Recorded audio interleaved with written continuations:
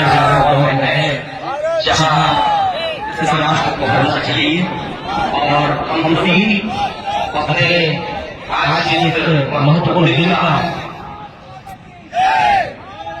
अपने तमिलनाडु में निश्चित रूप से हम सभी अपने धर्म के प्रति जागरूक हैं। जनरली महानुभव जगह सज्जन होकर पुस्तक का स्वागत अभिनंदन क्योंकि ये हम सभी का कार्यक्रम है। आप जो संत रामपाल जी महाराज जी के अनुयायी यहाँ पे सभी लोग एकत्रित हुए हैं, तो इस आपका मुख्य उद्देश्य क्या है?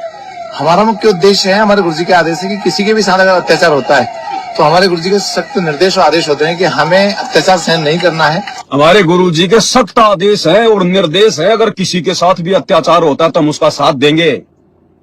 अरे जाहिल आदमी, कहाँ है संत रामपाल जी के आदेश? जरा दिखा।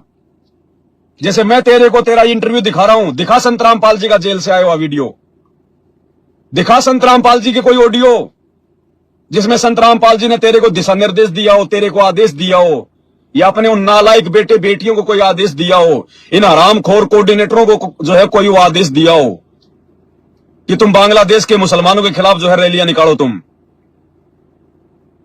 दिखाओ आदेश कहां पे है?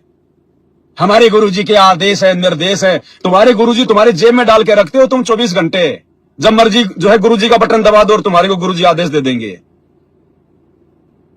ये है वो नालायक संगत में पढ़े लिखे भगत।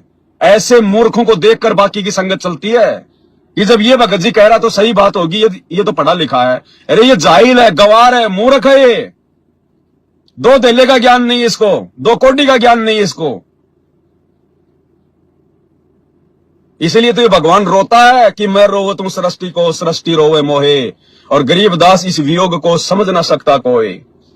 और इसीलिए इनकी दुर्गति होती है, फिर एक्सीडेंट में मरते हैं, फिर ये इनके घर में अकाल मौत होती है, फांसी खा खा के मर रहे हैं, हॉस्पिटलों में सड़ रहे हैं संत रामपाल जी के ऐसे नालायक भगत।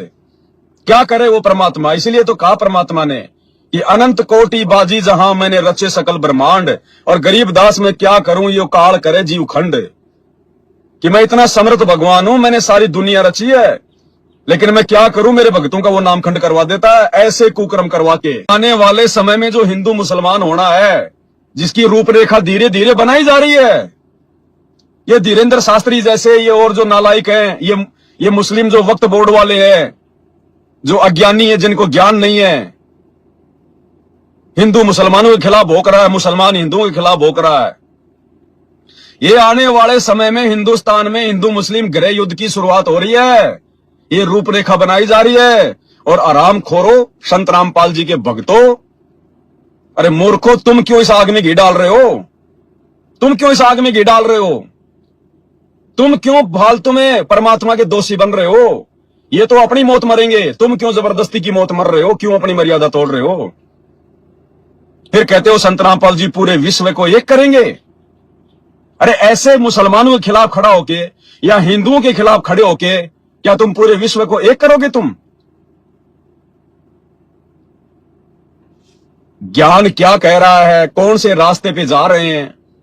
इसलिए तुम्हारा बाप तुमसे दुखी होके हिसार जेल में बैठा है कि ये नालायक नहीं सुधरेंगे, नहीं मानेंगे, ये मरेंगे अकाल मौत आने वाले समय में। ऐसे लेके जाएगा इनको काल।